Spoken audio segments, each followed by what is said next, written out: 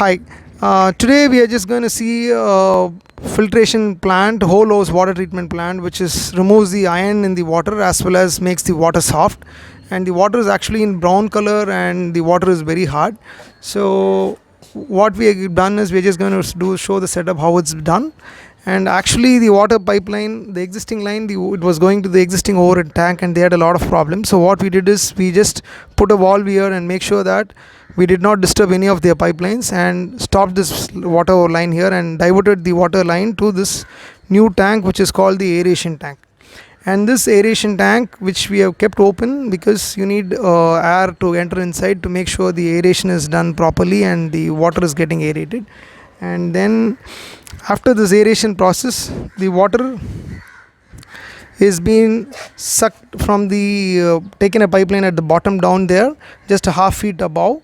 And this line is a drain line which is down here, which we need to be opened about weekly once, so that your dust particles which is collected beneath your tank to be removed out. And this line, it goes to the half HP motor there.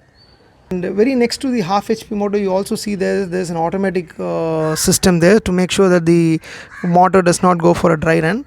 From this half HP motor, the water pipeline goes down here and it just goes here and go to the first filtration iron removal plant. And this is the first filtration system. This is the iron removal plant which removes the sediment impurities in the water, and this also is an iron filtration system where it removes the still finer impurities of iron from the water. And then it goes to the water softener, and this is the water softener.